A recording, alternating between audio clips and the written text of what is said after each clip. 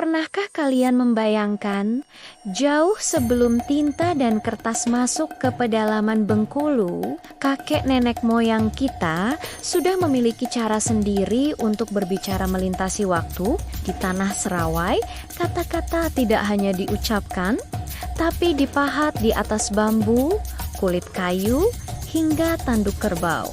Ini bukan sekadar coretan, ini adalah identitas, ilmu pengetahuan, dan rahasia kuno yang kini nyaris hilang di telan zaman. Suku Serawai, salah satu suku terbesar di Provinsi Bengkulu, mengenal sistem tulisan yang disebut aksara ulu atau sering juga disebut aksara rencong. Secara teknis, ini adalah bagian dari rumpun aksara Kaganga. Berbeda dengan abjad Latin yang kita gunakan sekarang, aksara Serawai adalah abugida.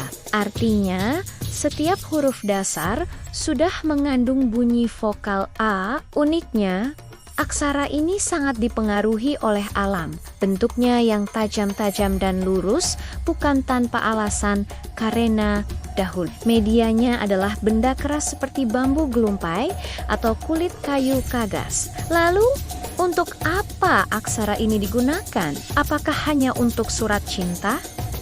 Ternyata lebih dari itu. Aksara Serawai adalah penyimpan rahasia. Ia digunakan untuk mencatat tambo atau sejarah silsilah keluarga, hukum adat, hingga ramuan obat-obatan tradisional yang kita sebut pustaka. Bahkan, ada bagian yang disebut ilmu kedikdayaan atau doa-doa perlindungan.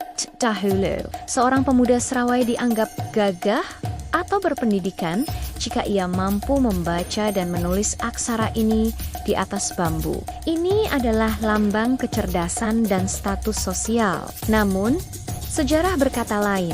Masuknya kolonialisme dan penyebaran sistem pendidikan modern membuat aksara Serawai perlahan tersingkir.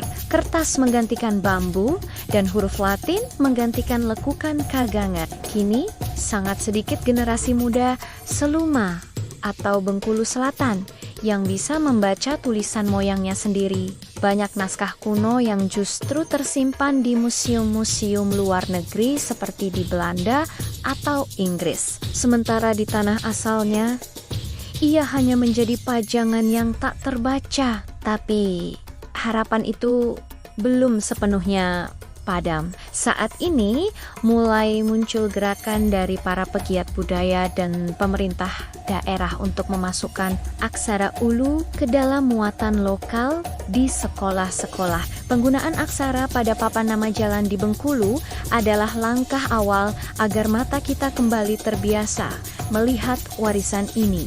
Mempelajari aksara ini bukan berarti kita kembali ke masa lalu, tapi tentang menghargai peradaban tinggi yang pernah dibangun oleh leluhur kita. Sebuah bangsa akan kehilangan jiwanya jika kehilangan bahasanya, dan sebuah suku akan kehilangan akarnya jika kehilangan aksaranya. Aksara Serawai bukan sekadar fosil sejarah.